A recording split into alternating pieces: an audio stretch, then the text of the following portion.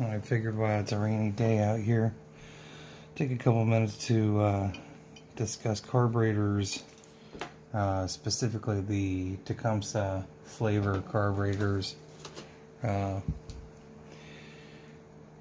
OEM style Tecumseh carburetors are pretty pretty tough units, and they are designed in such a way that they can withstand a lot of abuse. And you can even see, like, on this bowl here, some people decide that they're gonna, it's not running right, so they start wrapping the side of the carburetor or something like that, to try to chase junk up through the idle screw's missing on this one right now, but to try to chase junk up through the idle screw. So, I mean, very simple components. If you have a carburetor that is not running correctly, or a machine, I should say, snowblower or lawnmower, or other items like that are not running correctly, most likely it's because the gasoline has sat so long in the bottom of the carburetor bowl that it has turned into a shellac, and that's because we're using alcohol or ethanol based fuels. Often what I see is complaints about how they have, someone saying gas is leaking onto the floor. It sometimes is because the little gasket around here for the purge button on the bottom of the carburetor bowl, that gasket gets kind of eaten and torn up, and actually, even looking at this one, I can kind of see that it's damaged. Believe it or not, those items are becoming harder and harder to find. It's sad, to say the least, because the OEM carburetors are great, tried and true, pretty much been on the machines for 35 years, and they've seen a lot of action. The other issue that I see with the older carburetors is gaskets. They get worn out and beat up because, again, the ethanol fuel dries them out really good. Depending on what kind of stabilizer you're using, that can also assist in drying out your gaskets as well. Believe it or not. The other thing too that we see, especially in the older units, the solder that's used to plug these or sweat these joints together can sometimes become jeopardized or break down because of the ethanol gasoline that's inside the carburetors as well. Now, something else that I've seen too, and I don't know if I have that carburetor up here right now. Yep. Not sure how it happens, but one of the things that I see is sometimes I see people bust or break the primer nipple out for the primer line. I don't know how that happens, but it does. And primarily to see, you can see in the bottom of this one, they get junked up. This one here, I don't know why, but it has a dent in the bottom of the float bowl, or the float in the carburetor. That is not supposed to be there. If you see, these are two identical carburetors. This actually has a better looking float bowl than this one. I'm sure it will still operate, but you can see also that for whatever reason this float bowl is just leaning up against. Oh yeah, that's because I have the needle out of this one. So the float bowl should actually be pretty level inside the carburetor housing there. This one's off a little bit, not by much. Should be more like right there, and it's easily adjustable. What I wanted to compare this to, though, was the Chinese knockoff ones that we get from Amazon. Scamazon sends you a bunch of them. This one was made in China. It's the Hitty motor carburetor carb for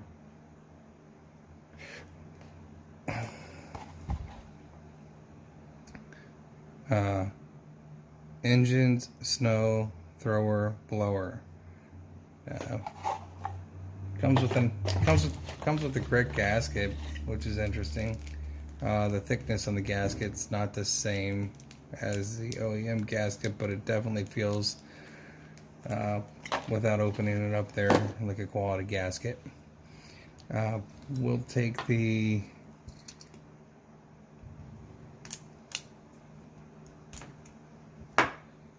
idle jet off of this. We'll compare it to, I think I have an idle jet here. No, I don't. We'll just take a gander at it and see if it looks like, so it does have the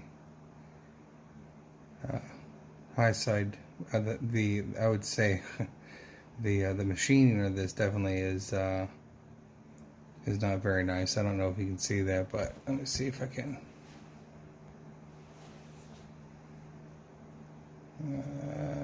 Sorry. Probably not. That being said, the machining on that's a little rough. Other than that, it looks like a pretty quality part. It looks like brass.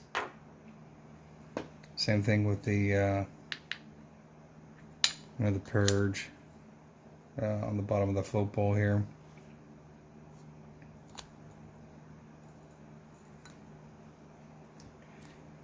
You get the plastic sorts, which, according to a guy, I had to stop him from posting on my. So, oh, these are better floats, and you know, I like the old style floats. Sorry, that's my preference. I do believe that overall these are just as comparable or comparable as, you know, in quality parts as far as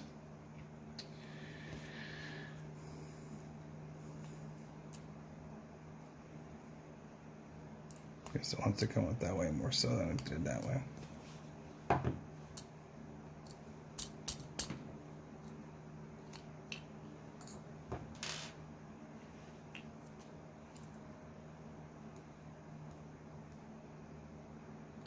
The interesting part is, and this is one reason why I bought these. These.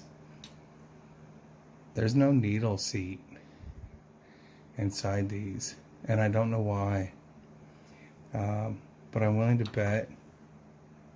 And there's definitely, you know what?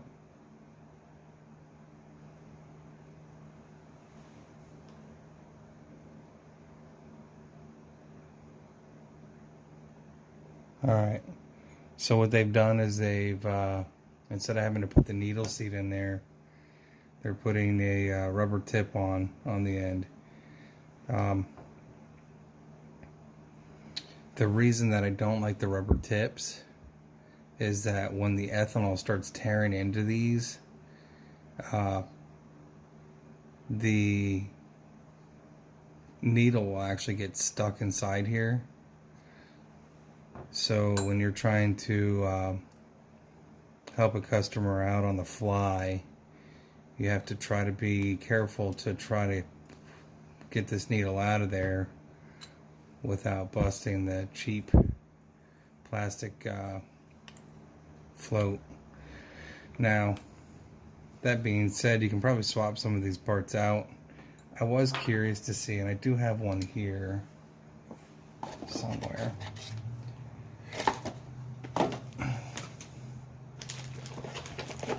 Here's the other flavor, and this one came, and you can see the choke lever is bent, so I had to complain about that. I mean, I can straighten the choke lever out. That's not that much of an issue, I don't think, for me, but you can definitely see in the top. I don't know what happened here, but that is a AutoK X001XY55DP. This would be for your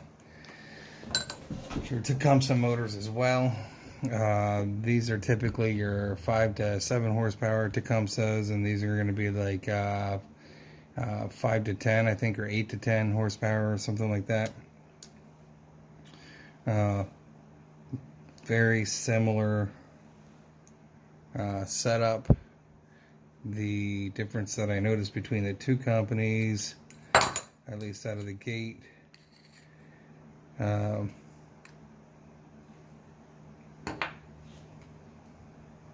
this uses a brass screw, and it's probably an aluminum screw.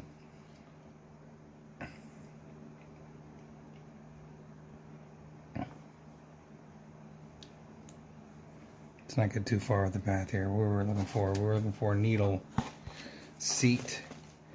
So I had a needle seat from this Tecumseh, which is Stens. I love Sten stuff. I buy a lot of Sten stuff. Good gravy. I think there was a needle seat in here, if I remember, that I saw, and my curiosity was whether or not I could use the OEM needle with this needle seat. So let me make sure I got this in here right.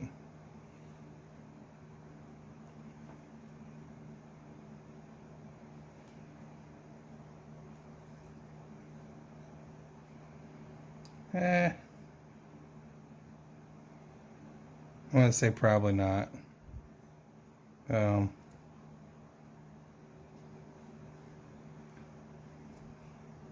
You might be able to jam it in there, but I would be afraid that once I got it in there, it wouldn't be the exact size, or it would squish. Might fold over. Maybe. So you could use the, I'm going to say, yeah. I'm going to say I probably would do it. Now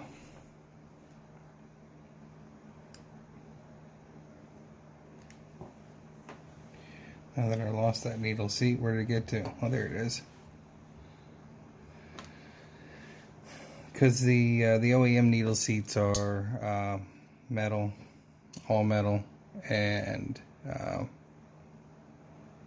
I'm sure I could get my, let's actually do this. Alright, I know I just put this one back together recently, but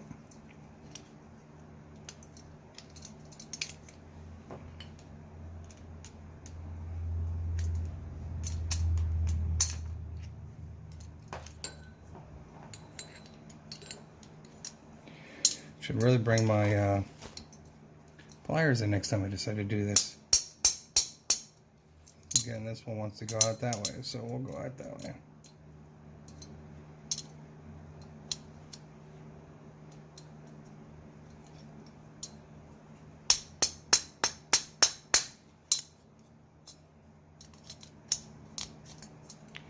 I can't believe I didn't bring a pair of pliers out.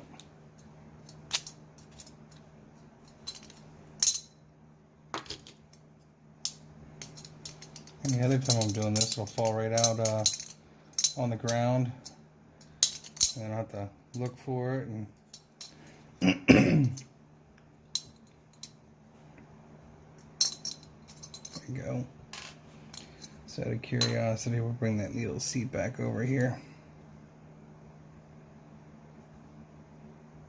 Yeah, I'm going to definitely say that the hole on the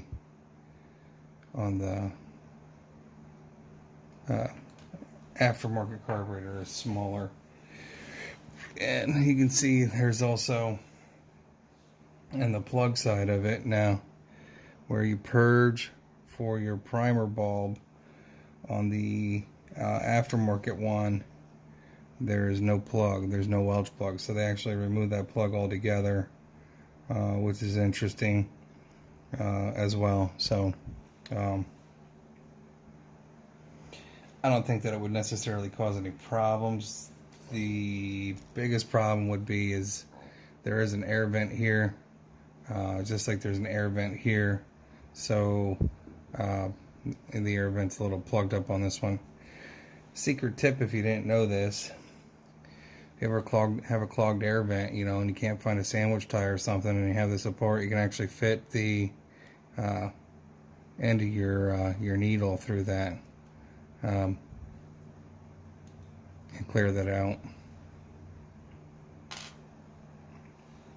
Usually what happens here is gas flows in, pushes the float up, into the bottom of the needle, pushing the needle closed. But what happens is if there's a bad gasket here, it'll continue to allow air in or fuel in, and or if you have a clogged air vent here, sometimes that can cause overflow issues where it continues to allow gas in, and it is higher than your emulsion tube that's inside, or call it a jet, main jet, emulsion tube. I call them an emulsion tube. So let me assemble this back together with the rubber tip and the plastic float.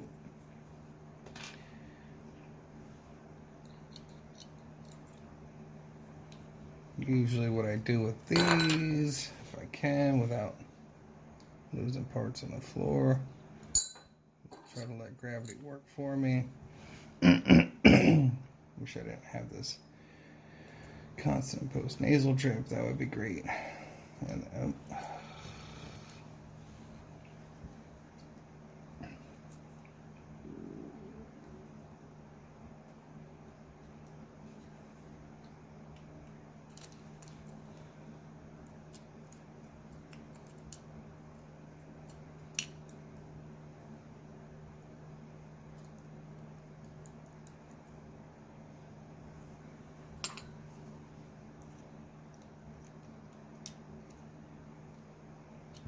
yeah, little booger.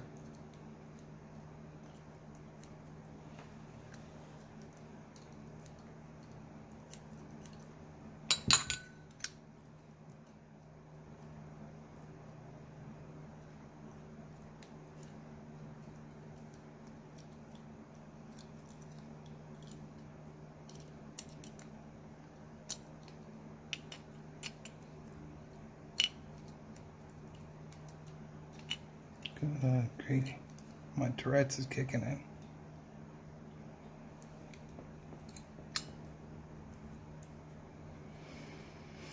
And you can see this has a pretty good, this floats pretty well level. I mean, it's a decent aftermarket carburetor. There's no doubt about that. Gasket feels a little loose on it.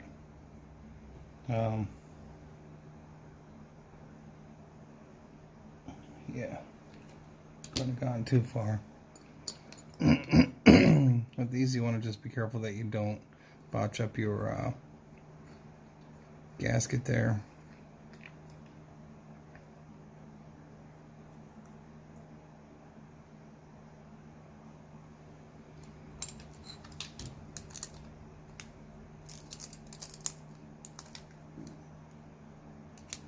And while we have the and this, you know, this flavor has the, when your choke comes up through the top. I was looking at these a little bit, and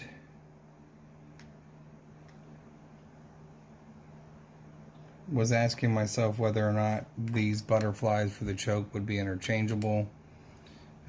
It's just as easy to buy it with the plastic piece coming up through the top here, and I think it's actually like 10 or 11 bucks for this one here, which is pretty cheap overall. I mean,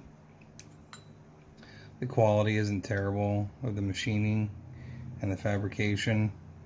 I mean, at least they use either they're brass coated or brass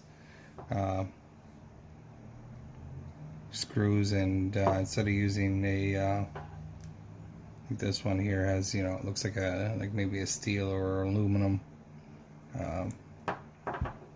nipple, where this is actually a brass nipple, or appears to be a brass nipple.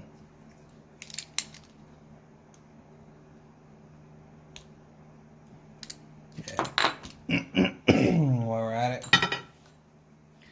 tear this one apart. I'm guessing that it probably has a very similar inside like this.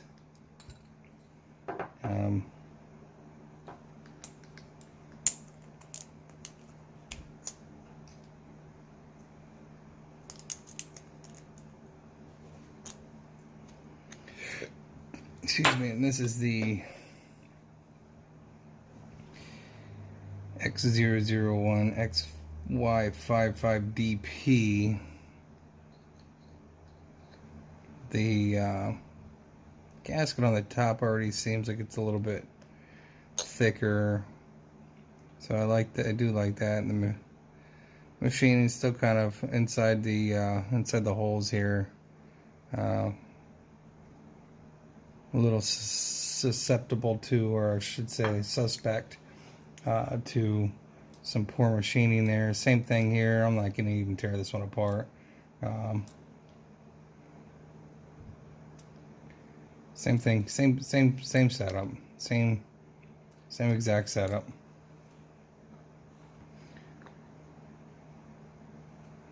So, you know, for 10 or 12 bucks or whatever these cost, they're not very expensive at all. But what I will say is that if you can, always go with the OEM parts. These will accept, you know, the idle jet, which is interesting because then you could use these for parts. You could actually use these for parts on the newer, or you could use these for parts on the older units, which is probably what I'll end up doing. So, got any questions, comments, concerns, put them in the bottom of the box there.